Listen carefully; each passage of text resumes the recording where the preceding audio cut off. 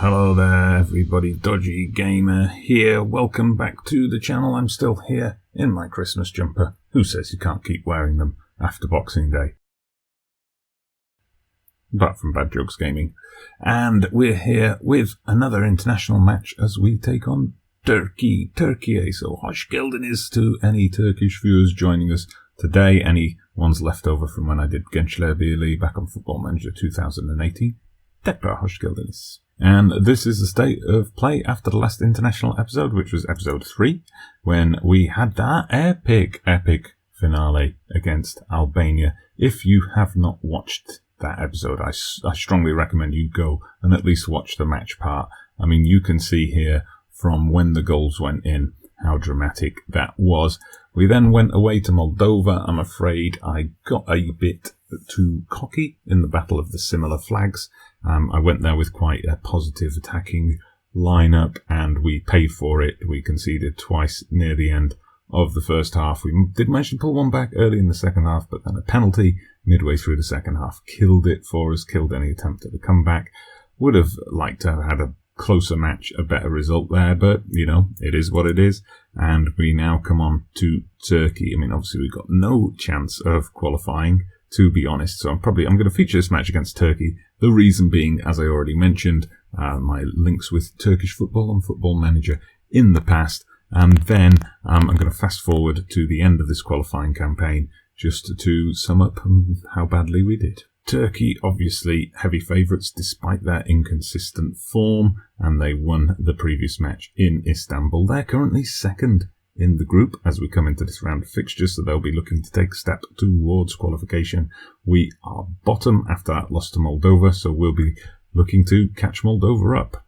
Going a bit more defensive this time, so we're going with flat back four in midfield, and then a pair of attacking players up front.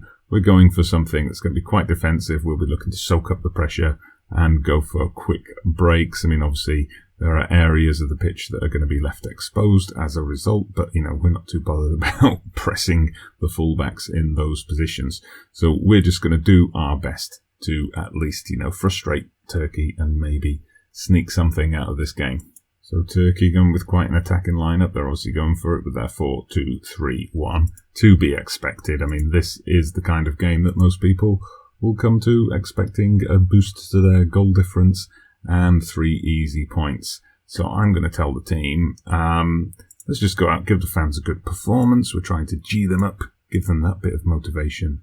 And I completely believe you've got what it takes. We've at least motivated the goalkeeper, so that's something. Right, early on then, it's a chance for Turkey, and it's a goal for Turkey.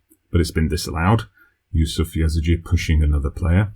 Naughty boy. Okay, a corner for Turkey now. We've almost made it to 20 minutes without conceding. How long is that going to last, though? As they're just pinging the ball into the box at will. Cenk Tosun with all the time in the world. And they've headed it wide. We live to breathe another minute. Okay, looks like we made some progress to their corner flag, and we got to send the ball straight back into the mixer, but no one was able to pick it up. Now Turkey building through the middle, and they've knocked it out to Çalhanoğlu, who knocks it out to Gunler. Gunler whips one in, but our defence is there equal to it, but Caner was too quick to the ball. But now, have we got the chance for a break? No, we haven't. We've just got the chance to briefly alleviate the pressure on our defence as the Turks are still coming forward. They've knocked it out wide to Gürler. The cross gets blocked, so we're at least holding ourselves solid. And as I say that, Çalhanoğlu heads one in. They've finally broken. They've been knocking on the door. They've finally broken it down. Oh, look at that. Why did 3 players go to that man? 3 players went to that man. Ridiculous. 2 players just standing there to watch. Oh, the ball's gone in. Such is life with one of the weaker ranked nations in the game, and don't make it 2 now. Don't make it 2 now. Come on. Have mercy. Have mercy. The header's gone over. Not looking good. We're getting stuck in. 3 yellow cards so far. Looks like Turkey are giving a bit back as well, as they've had 2 players, but maybe we can goad one of them into getting sent off. Anyway, only the 1 shot. I'm going to tell them, we'll stick with that idea that we want to give the fans a good performance. We've sold out capacity crowd. Come on, there's a lot more to come from everyone. Let's get out there for the second half. but it's a Turkey corner very early within the first minute, and boom, Yazıcı fires one in. This time it's not disallowed, and we're 2-0 down. Pretty straightforward goal, half cleared by our defender. Yazıcı just shows off and fires it in. Right then, Turkey, they're starting to get complacent, I noticed, on their body language. So we got to try and take advantage of that, at least get a glory goal. But anyway, it looks like Turkey, the only team that look like scoring at the moment. Çelik tries to get a cross in. He's blocked. He's hacked down. That wasn't Garcia. That was one of the other guys. That was the other guy. But no, we've had a player sent off. Fantastic. Fantastic. Why not make it more difficult for ourselves? All right, we're going with strikerless. We'll just have Alaya stay in his role. That's his best role. We've brought on Sanchez. He prefers to play a bit further up, but we'll put him there for now. We've put the fullbacks on to support rather than defend. We'll just see if that makes any difference for us. Well, we're up to the hour mark now. This is the first highlight since the sending off. Is it going to be more goal action for Turkey? Well, more goal action, but luckily not more goals. All right, a couple more substitutions, just giving my guy Hernandez, the youngster, a bit of a run out. Kiki, who is an FC Andorra player but currently out on loan, put him on the right wing, so we don't have a second man sent off, although Vieira could still take care of that for us as we enter the final 10 minutes. I don't think we're getting anything out of today's game, unfortunately. And no, we're not.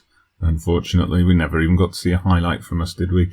But not entirely unexpected. I mean, we are talking 139th in the world versus 36th, so a good 103 places difference. I'll say it was just one of those days, of course. No one was expecting us to win or get a point.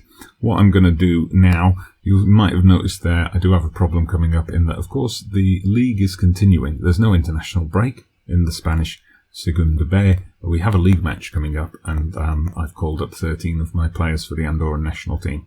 Better plan that out better in the future. Well, if we just look at the table, that confirms we're still rooted to the bottom. Luckily, Moldova lost as well. Only 3 match days left now. Iceland, France and Albania again. If you don't mind, I'm just going to play through those, and then we'll wrap up this group.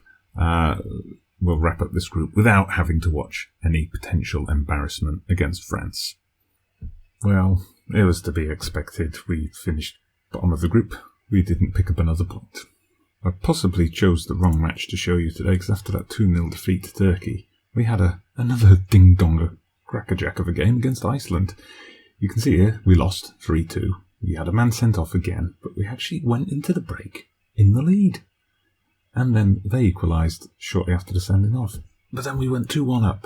It was unbelievable. Quick break, got the goal, but then it was all Iceland for the remaining 35 minutes of the game, and we eventually capitulated. 2 late goals. Bit of a sickener, that one.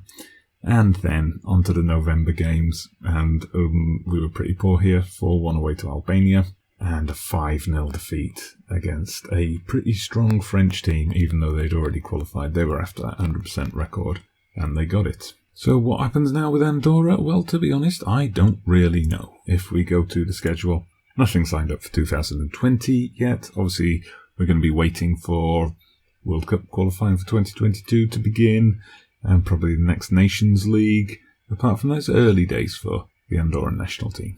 But I do know what's next for FC Andorra. It's a top-of-the-table clash with Barcelona B. Make sure you tune in for that. It's going to be the biggest game of our season so far. But for now, I'm Dodgy Gamer. Thank you very much for watching. Please like the video and subscribe to the channel if you haven't done so already. See you again soon.